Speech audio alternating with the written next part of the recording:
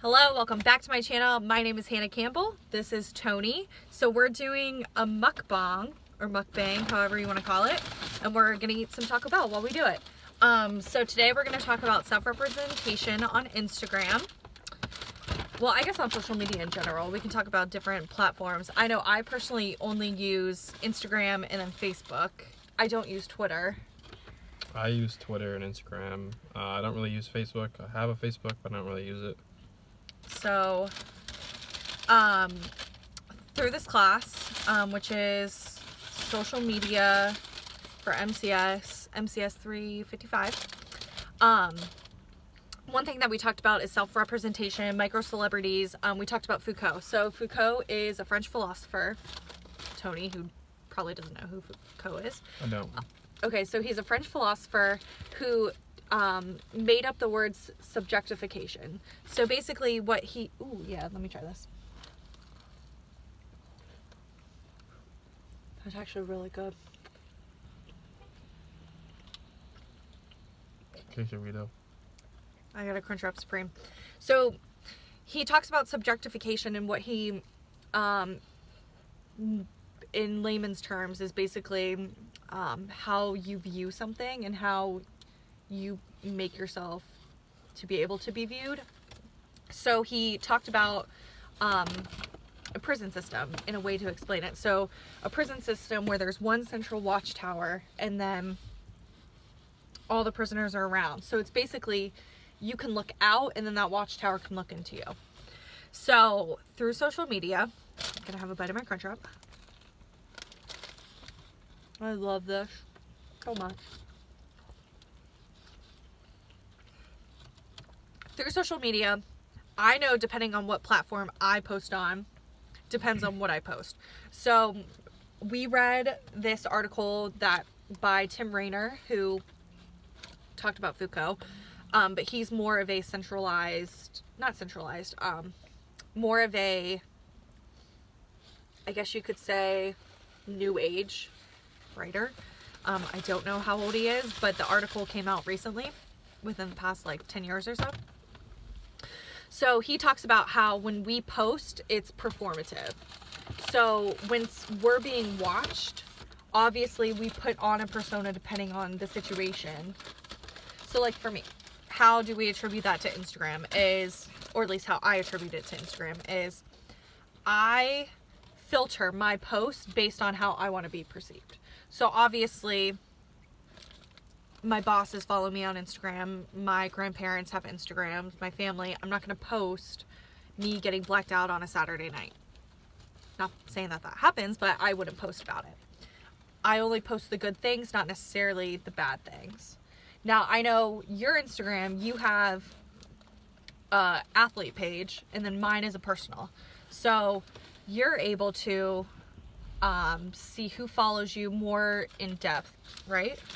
Yeah, the benefits of the athlete page is basically you can see your demographics of your followers, who's liking your stuff, basically your reach, your overall reach.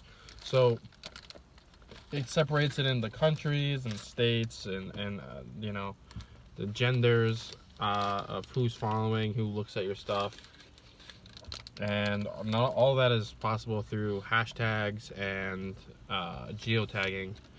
Specifically, those are pretty much the only thing I use. You can have the option to pretty much set your own ads with it. I don't, because I don't really post things to Facebook, as I said earlier. Like, usually like making an ad. Yeah, you can essentially spread more awareness to your own platform, your own Instagram page through Facebook, because Instagram is owned by Facebook. Right. So that's their number one thing. But since I don't use Facebook that often, or don't like particularly a lot of stuff on my Facebook, I only use it for really the personal things and family oriented, because they're on it. You can do it that way. You can also share your stuff Instagram posts through Twitter and Pinterest and Tumblr and a bunch of other stuff as well. However, I don't particularly. I think Instagram is in its own right is big enough its explore page is pretty easy to manage and overall use, and so that's how I reach my follow-up base. But you're really into Twitter. Yeah, I mean, not really into Twitter. I like Twitter and it's for what Twitter is supposed to be. So your athlete page, so he throws javelin. That's the type of athlete that he is. So my page is my own personal page, and my username is @swimmerhannah. So obviously, because I swim, a lot of my posts and everything relate around my swimming career, which is now, I've been retired since February when I ended my eligibility. My personal life, so like there's pictures of you, obviously there's pictures of my family, pictures of me coaching, but yours is being an athlete page. Wouldn't you say that like some of the posts, like I know you post some things where you'll give like advice about like stretching and foam rolling, and obviously I would never post anything. Well, yes, my username is Swimmer Hannah.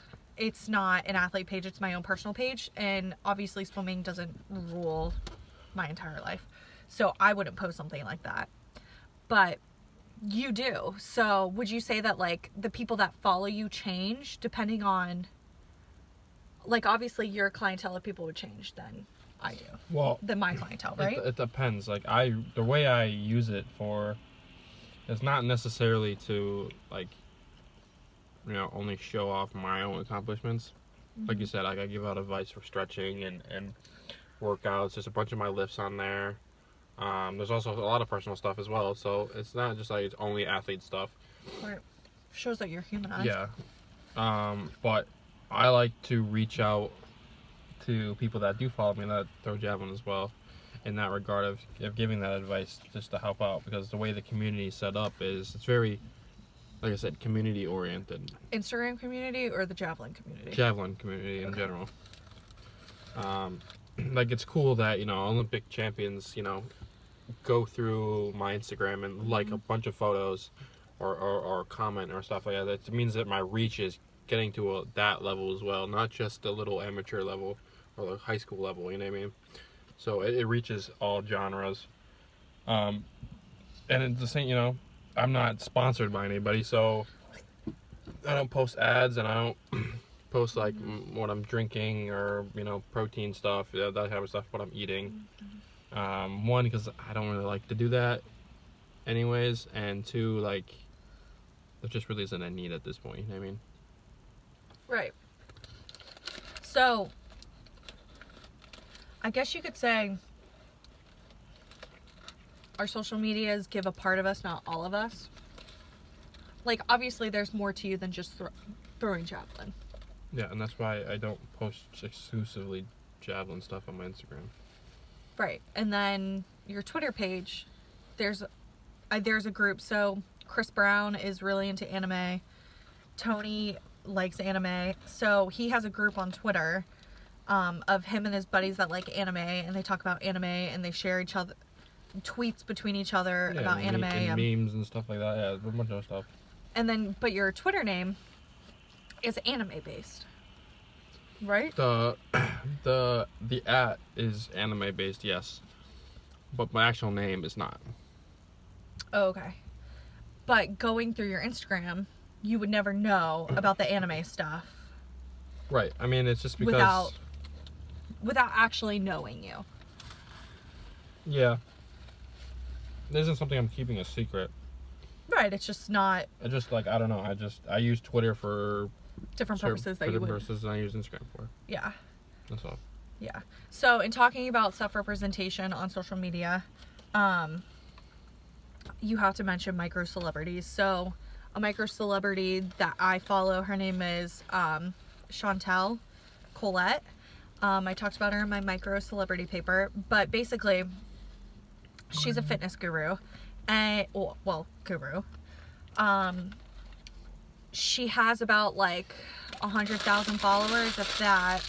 And what I talked about in terms of why this is important with self-representation is because obviously she's fitness guru. What she shows on her social media is her working out, her workouts, what she's wearing, the activewear, the food she eats, all of that. So I feel like Instagram has allowed these people like you said you use hashtags and everything to reach all these people through the ability of that and creating almost like a theme to your Instagram. These micro celebrities are able to become micro celebrities. Do you have an opinion on that? I mean, yeah, people use the difference between what I do and what micro celebrities do is the fact that they're trying to. I wouldn't say they're in it for the money. Versus like a regular celebrity? Yeah, I mean, there's always people that have a genuine passion for what they do, but most of those people have their following based off of, like, for instance, like, they'll have a YouTube page. Yeah, and then they make an Instagram. And then they make an Instagram to coincide with that YouTube page. Yeah. Right. So most of the messages coming off of YouTube, which I don't use YouTube in that way. I do. You know what I mean? So because to spread my following, whatever. Because I don't really have the time for it. It's really what it is. It takes a lot. I mean, that is the one thing that micro celebrities do well, is that they're able to manage their time and dedicate their time to that. And so most of the time it's their full-time job, though. Right. Exactly. So like, they don't make videos like this where I mean, make it on my phone and then upload it to YouTube. Like, editing, I mean, some do. lighting. Yeah, some of them do. That's how they start, you know. But, you know, nowadays people just buy mad cameras and thrash around and that stuff, you know what I mean? Like, they full-blown it and, you know, invest a lot of money. I mean, I don't have that desire to, really. Yeah, I guess the thing that, to circle around of how this is related to self-representation, I felt like it was important to bring in micro celebrities and celebrityism. You know, I'll just have some. Can we split it? Yeah, we can split it. Okay, cool. Because I feel like I didn't use any of the hot sauce. I know, I really don't like hot sauce. I do, but I don't want to open the package. I'm so lazy. That's what it comes down to. I guess. I lost my train. Oh, yeah. Part of the reason why I feel like it's important to bring it up is because a lot of these micro celebrities or even influencers, they're like, oh, I'm just like you and your family. And it's like, but are you? Because me and my family eating fucking Taco Bell in this. So I guess my irritation is obviously what we post is we're putting ourselves out there to be subject to be watched, almost like a performative act, right? So if it was the true us, which, not saying that it's not the true you, it's just a part of you, you would show everything. And I think that's the different, like, almost the disconnect of showing everything. Yeah, you can't really show everything in the modern world anymore. People that get offended like at stuff. There's people that, you know, get weirded out by things. And they're just mad, crazy people out there, you know. So, I don't know. I wouldn't say it's not totally us. It's not totally me. It's a huge part of what I do. It's a huge part of me. It's gotten me a lot of places in life, and I got to meet a lot of great people and do what I like to do. Meaning social media? Yeah, I mean, not just from social media, just like traveling in general. I'm saying that aspect of me, that part of me isn't, I'm saying, like you said, it isn't a total part of me. You're right. It's a part of you, but it's not all of you. But it describes a big part. So for me to use my Instagram the way it is, to use and show not just javelin stuff, not just track and field stuff, not just weightlifting stuff, you know what I mean? I have things of my time in the military. I have things with me and you, you know. Right. I have things with my, you know, my mom or something. You know what I mean? It depends. It all depends within my own Instagram. But yeah, I like to say that I show a lot of myself. Sure, it might be all the good and stuff that I want to show. But I mean, you know, some of the problems of my own family and my own self aren't other people's problems. And I'm not here to have a cry fest and whine about those things. So that's why I only That's why you don't post about them. Right, I only show what I want to show. So, my last question for you is, when you were making your Instagram, what made you decide to make an athlete page, or like your brother has a trading page because he trades stock, so his page is a financial page. Yeah, I mean, I started off as a personal page, true and through. I was a personal page until probably, I don't know, a month until I graduated. No, probably way before that. Probably like, I don't know, right after I finished my eligibility. Then I went to an athlete page. And mostly because at the time I'd gotten to such a big level in my own athletic career where I had the dream of going semi-pro, doing all these things, which is still a possibility and still a reality. There's a lot of people that want me to in my own community, and but then I decided to make one because it's able to reach. Not only are you able to reach people, but you're also able to reach things better. I think that a lot of your Explore page and a lot of the things that you get out of it help you as well. And that's why I did it. Yeah, because like your Explorer page is different than what my Explorer page would be. Yeah. It's tailored to what we look up, what we like. Yeah. Which is like kind of scary altogether, too. Yeah, government's listening, so it's whatever. Yeah. But yeah. Alright, are we going to eat this crunch wrap? Yeah, we're going to eat it, yeah. Okay. You want to start off? You can say whatever you want. Bye, guys. This was our mukbang talking about self-representation. Thanks, Tony, for joining me for this. And we'll see you in class. Not that I had a choice.